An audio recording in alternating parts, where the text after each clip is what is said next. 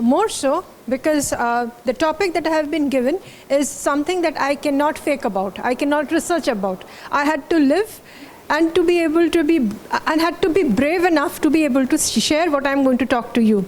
She gave me a brilliant introduction. I'm grateful to her. I'm grateful to such an esteemed institution for considering me and introducing me with such great words. However, in case you are somebody who doesn't stand a chance, who's never given a chance, yet does something which is completely sacrosanct, far-fetched, light years away from you, and that's why you are standing here today with me. If you're that, then probably my story would resonate with you. Let me tell you how.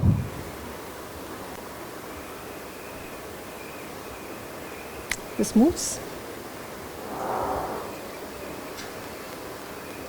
Does this move? Somebody help me? Thank you. So, okay. It's going some other way. Yeah. So this is my company. Before I begin my story, I just want to tell you what I do so that you know why exactly the struggle was, or the journey was rather. It is never a struggle. It's always a journey.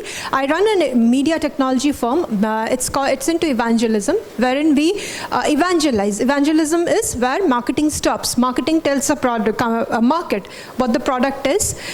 Evangelism lets the users and the people who are actually buying the product tell the producer what the product is. So it's absolutely the other way around, and that's exactly what I have been doing. Yes, it is quite okay. It is quite a pioneering section, because in India there are not many firms who are into evangelism. A lot of technology firms, definitely. Other than technology firms, not every sector is into evangelism. However, yes, we are pioneering. Yes, it's been 5 years running this firm. Yes, it's been quite a journey, and this is who we have already served. Oh, it goes. This is who we have already served. We have been building communities. Community is generally just a kind of a platform that y'all are creating with TEDx. Y'all bring in people to talk about a common cause, a common shared vision, and that's exactly what binds you. You create engagement. There are discussions. Something comes out of it which is extremely productive, which takes the entire society to a next level, and that's exactly what we build in, not just for social cause, but for products, but for brands, but for companies. Which way does it move? Yeah, this is what we build, online engagement. It's essentially a media technology firm, so we are into the technology part of it, not just the media part of it.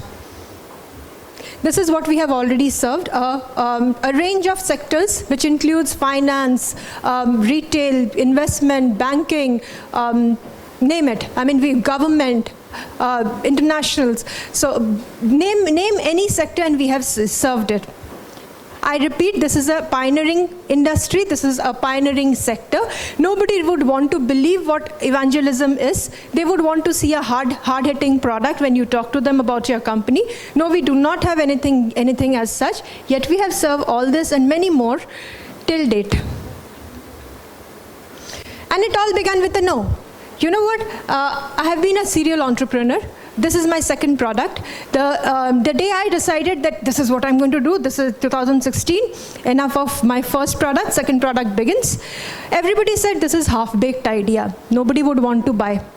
Why would anybody pay you for conversation and engagement? And yeah, companies do need it, but then who would want to pay for it? There's no money in it, there's no revenue for it.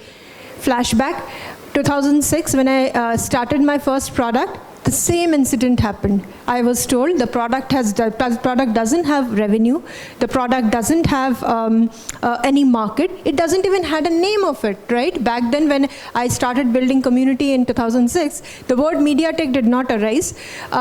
Sequoia and Matrix Partner were not funding these companies.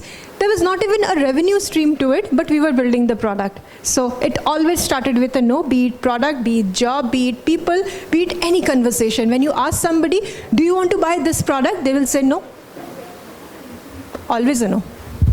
And then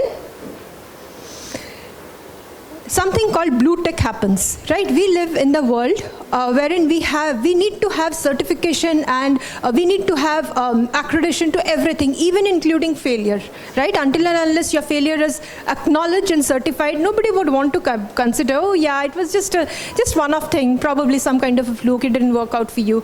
So we had quite a few blue tick failure.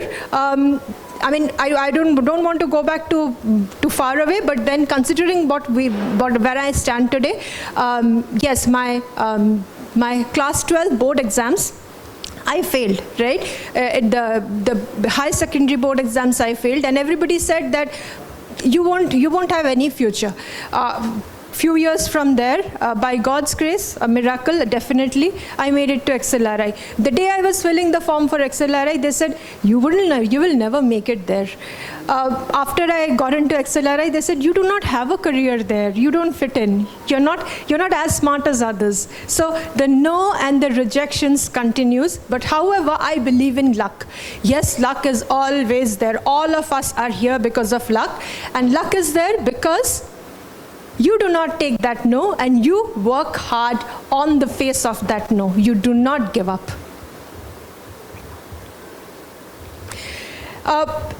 I run my company geographically located, right? My first product was geographically located. My second product is geographically located. What do we mean?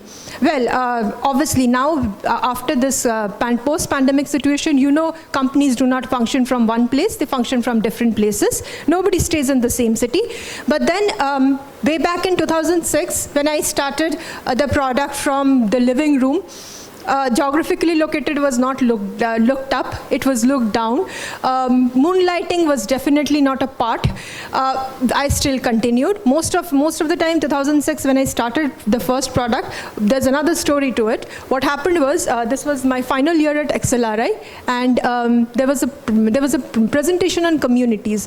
When I saw it, I felt something was missing. So I had a discussion with a very good faculty from there, Dr. Madhukar Shukla. And I said that, sir, I saw community I did not like. He said, you're not supposed to like what you see. Why don't you build what you like? And he gave me an idea of an open, anonymous community. Just build it and let anybody use it, free to use. I love that concept, path breaking for me.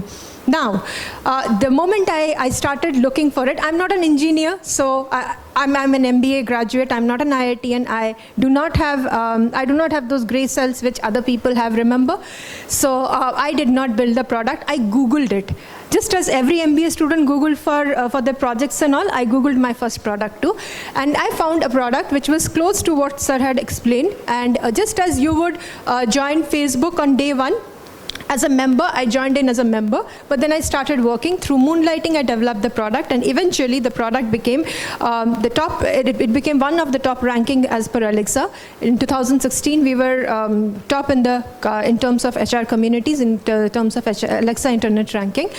We were ahead of PayScale and other important websites. So yes, we were serving 3 million worldwide from my living room.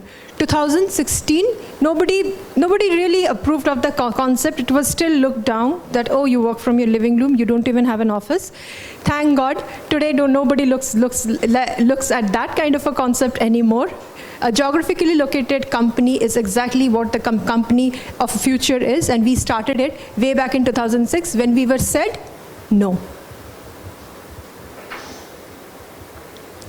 This is one of the survival strategy I wish to talk about. At XLRI, I was not a fit-in. So this was the first term, and I realized my scores are low. I culturally do not fit in. I intellectually do not fit in. So it's quite a waste for me to be there. Probably some other student should take up my seat. So I had a discussion with faculty over there, Dr. Mathaifen. Now, he's still my mentor till date. And why? Because when I told him that, sir, I don't see myself over here. I don't know whether I'm going to do anything with this education or not. He said, you're just worried about what it is and what will be. And this was 2004. However, a few years from them, by 2007, I saw this movie and I saw Poe under the peach tree getting the same information from his mentor, and amazing. So this is one of the survival strategy which has kept me through. In the situation wherein you step in, you create something which is not in your realm. Nobody wants to give you a chance. You do not fit in, right? You are not the cut for it.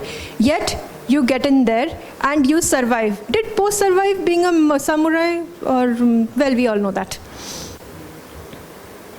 This is a day of my life which happened working from my living room. 10 years I worked from my living room. I am not an IITian. I do not have a bag full of money to build that product. We never raised an investment. Yet we serve 3 million worldwide from our living room. Serving such kind of a cause, rather a knowledge management community, earned me this day wherein I was honored by the President of India. And yes, it did change my life. However, life is non-linear, right? Life doesn't tell you that, unlike the educational years wherein you get a certification, you get a grade, you are either passing or you're failing, life doesn't treat you like that. You could be a great success, and that success could be a great failure for you. You could be a great failure, and you're actually a lot more successful than anybody can even explain why it is so. That's life. And this is one such day for me, wherein, yes, when nothing was obviously nobody gets a life served to them on a platter. Life is not a bed of roses. We all know. We all fight, but in a domain which doesn't let you step in. She said, a woman entrepreneur. If you remember the topography of India in 2016, startup was not a big story in India.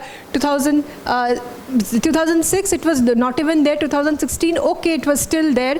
If you look into the numbers, if you just Google for 1 minute, you won't find the numbers for women entrepreneur too big. People from IITs, yes. People with very good grades, yes, they do get funded. People like us do not get funded.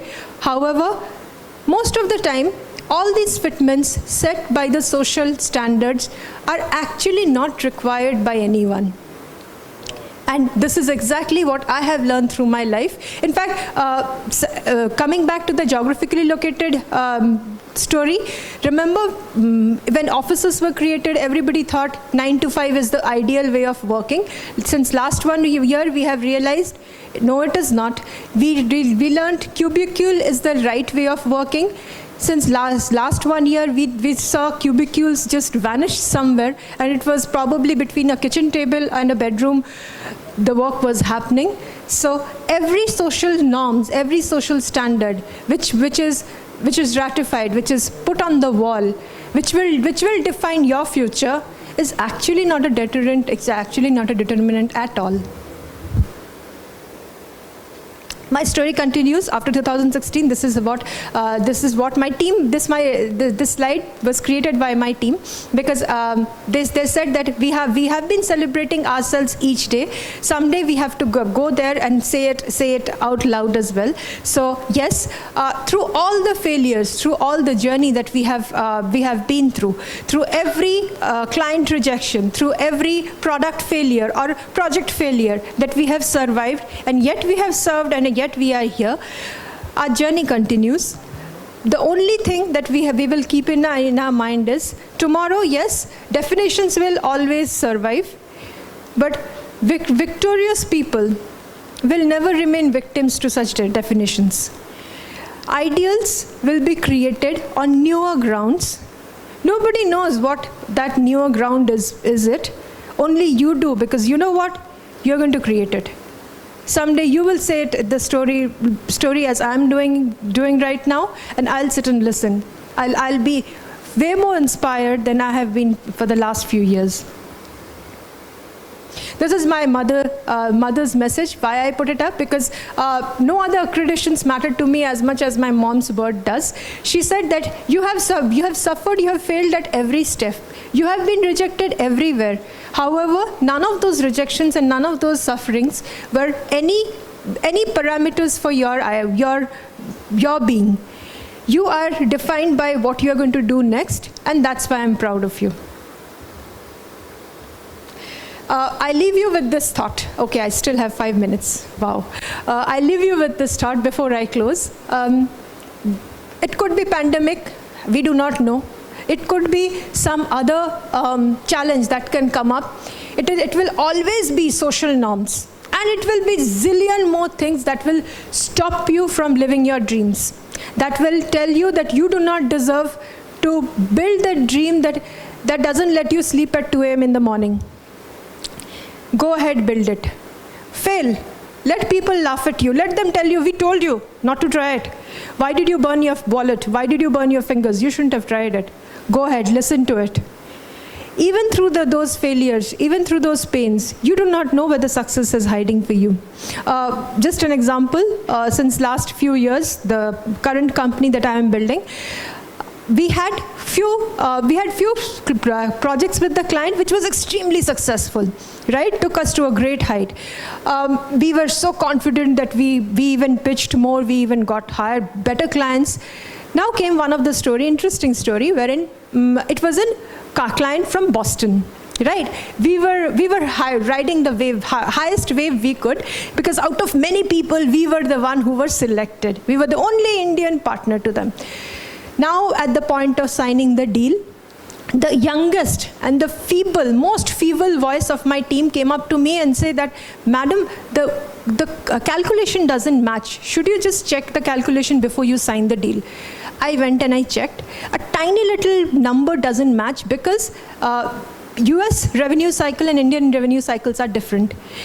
Just because that is different, the cost that I will incur as an entrepreneur running the product here is going to be so high that forget profit, I would run into red losses, bleed myself to the ground. That point we decided, no, we cannot go with this project. We called it off. The moment we called it off, everybody in at least my peers and in the industry, we were laughed at that, wow, Boston's project, you're letting it go. We let it go. We definitely did not earn a great name with that, but we earned a great learning, and we earned the positive revenue that we saved by not signing that project, which allowed us to sign a lot more project elsewhere. So it's not the success of one place, it's not the failure of one place that will define you.